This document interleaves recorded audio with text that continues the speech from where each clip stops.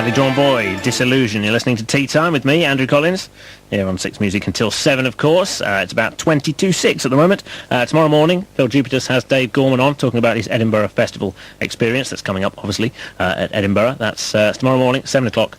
And Tim Burgess, as promised, has joined us. Hello, Tim. Hey, Andrew, how are you doing? Very well. Glad to have you here. Thanks for having me. All the better for having you in the 6music studio. It's a great event, you being here, because you've not done a radio interview about your solo stuff yet, have you? I haven't done a radio interview yet. So we're going to break you in. I know, I'm nervous. No need to. And Right. we're going to play the single, which I believe certainly hasn't been played on 6music yet, and I think has only been played on Radio 1 once. So that's a big treat for people. And 2 tracks from the album.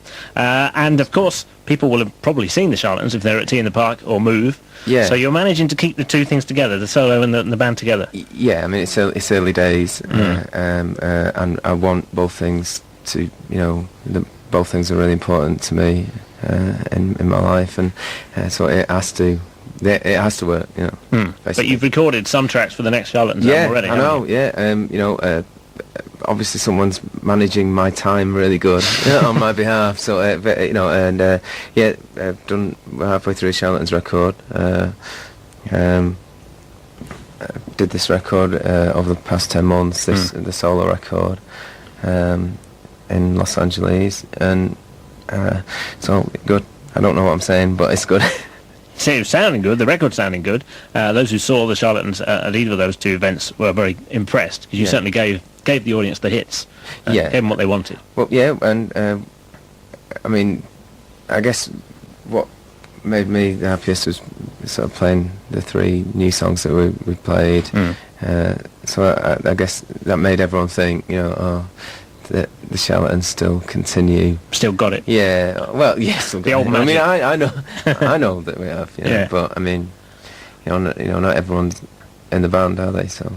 Oh, and the fact that the band are still going after all these years is, it used to amaze people 5 years ago. It's still even more amazing perhaps now, because the physical difference between you being in LA and the rest of them being back here. That's difficult as well. Yeah, 5,000 miles apart. But then I had to prove it even more. Then you know what I mean. It's kind of like, you make things harder in order to prove things, because it gets harder. And I always like to try and keep getting stronger, and that which does not destroy us makes us stronger.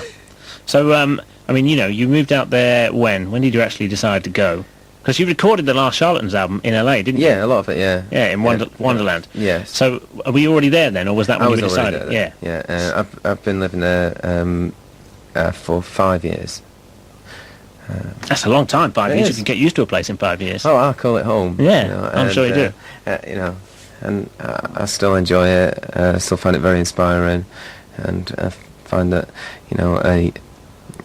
an idea pretty much happens more often out there, I think, than it did when I was in Manchester. Right. So I think I get an idea a day now rather than every 2 weeks. No, that's good. That's good going. Because someone imagine you go out to LA and you just sit around all the time. Well, I think I did that for the first 3 or 4 months, But I mean, and then you have to start sort of being a human being again. You haven't lost your accent, I'm pleased to say, in 5 years. Well, it's not something that I ever really sort of worried about, really. If I had to lose it and it made me a better person, then I'd sacrifice my accent. But I don't think it doesn't really matter. No, as long as you can get through life and get through your day. Yeah, no, it's weird sometimes. I heard Dave Garn from Depeche Mode. He was on television the other day, and he has got that kind of Essex Atlantic twang, which is very strange. It's a strange mixture. Essex, maybe Essex doesn't go very well with American. Maybe yours would fit nicely with a bit of American. Well, I think my wife's accent is starting to change a bit more, sort of Mancunian, Atlanta. Yeah. Sort of southern north. So where's she from? Atlanta, Georgia. Right, okay. So, much broader accent down there. Yeah. We're going to play some stuff now. People will be very keen to hear the single, I'm sure. I Believe in the Spirit is called. The album's I Believe. The single's out on the 25th of August, which is not so far away. The album a little bit further away on the 8th of September. So enjoy this. Tim Burgess.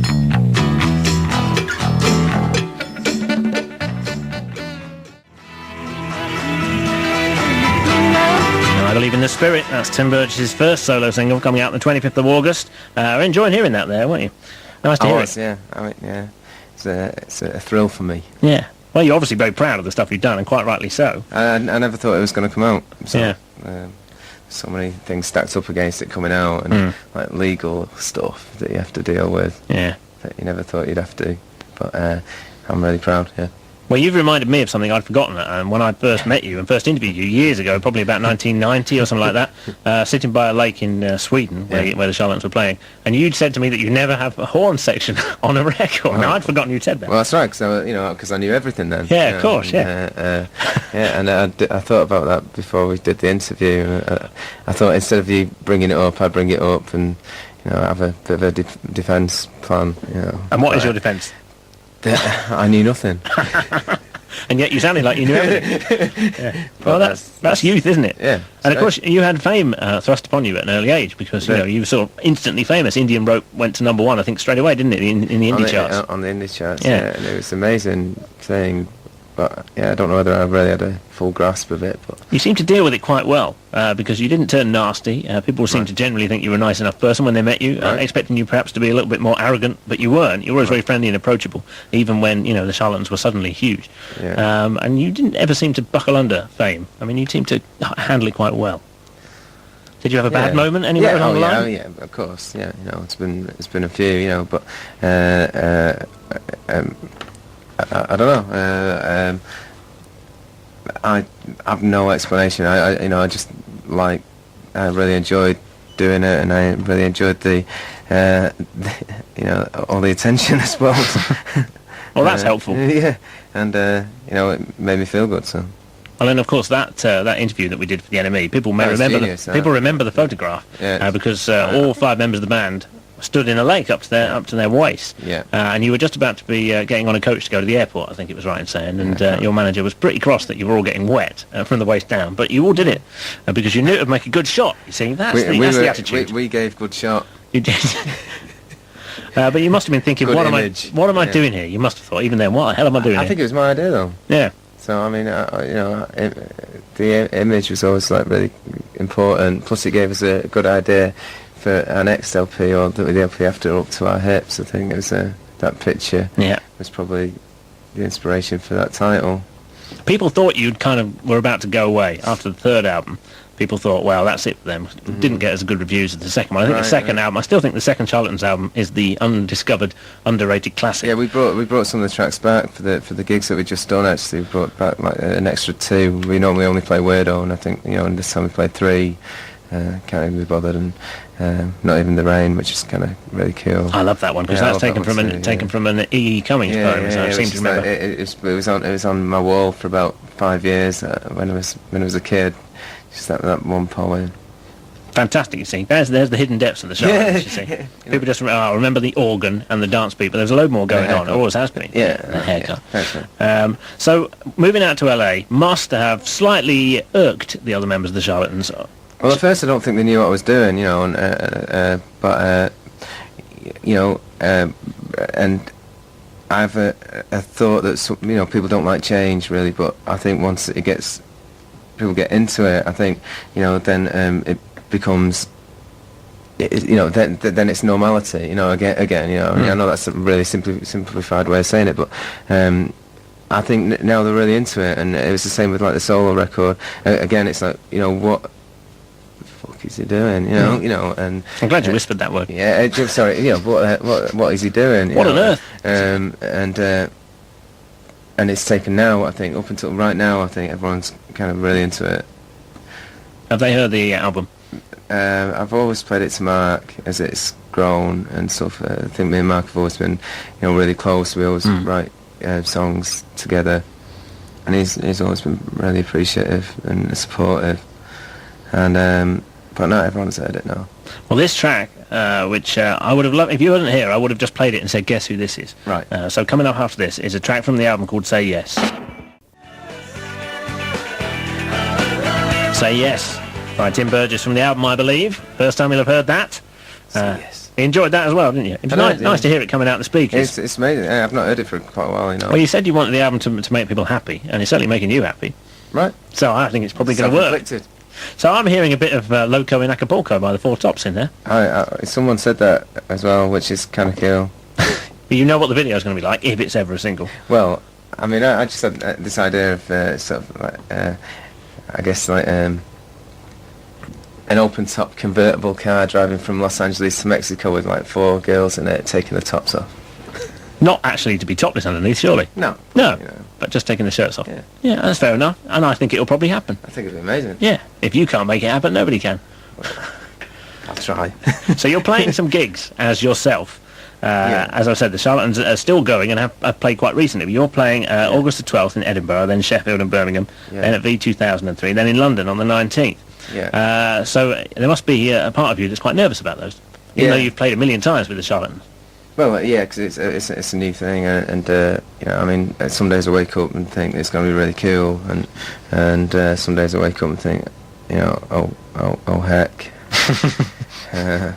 you know what's going on, but you know, I mean, I won't really know until next week when I go back, and you know, I've been fortunate to be able to pick everyone that I wanted to be in the band, and they're all really in bands that I like, and you know, they're all players that I really like, so. So you're going back to rehearse basically next week? Yeah. So you were saying there about what it is about LA you like, and part of it is the cheese, is not physically the cheese, but the cheesiness. Yeah, you know, that's part of it. I mean, I like the craziness. I like the sort of like underground threat. I like the cheesiness. I like the sleaziness. I like the beauty of the desert and you know, beauty of the ocean. You know, it's kind of like just pretty much covers it all, really. Sunshine's good, but I do like it when it rains. And you know, I guess you know, I like it. You're looking much paler than I thought you might be, actually, having lived in LA. Well, for a I long like time. the sunshine, but only through the window. Ah, right, yeah. So I like to know that it's sunny outside. Yeah. But I don't really like to go out and you know, you know, I can get a suntan in a spa in Manchester if I wanted one. So do you look back on the old days, you know, especially when you were very young, you know, working at ICI as a teenager, really? Do you look back on that, just think, if I could see myself then, now, I wouldn't have believed it? I mean, that must have been true, mustn't it? Yeah, I never thought of it, but I mean, I value it, you know, that I did that. Yeah, I mean, I don't think it was a waste of time, but it was definitely a time that allowed me to dream, and you know, and I enjoyed the dreams that I had then. You dreamt of going to big towns like London. London. I mean, I never even knew where Los Angeles was then. No, of course not. You'll have seen it on television, of course, in Starsky and Hutch. Exactly. Is it better than it was on Starsky and Hutch? I don't know why you're asking me this. I used to think Starsky and Hutch was set in Nothing New is York. better than seeing Starsky and Hutch. So you can be in Starsky and Hutch now. So we're going to play another track from the album now. It's been great to have you here. Thanks. And I'm sure you'll have a good time when you gig. I'm sure you'll have a confident day when you do your first gig. I'm really looking forward to it. Yeah. I mean, you know, it only seems like nervous now because I don't know what the entity is going to be. So. Well, you stay out of the sun. Yep. We'll play Only a Boy now from the album. Thanks for the advice. The album is coming out on the 8th of September, I believe. And that has been Tim Burgess. Thank you very much. It's been a great pleasure, as ever.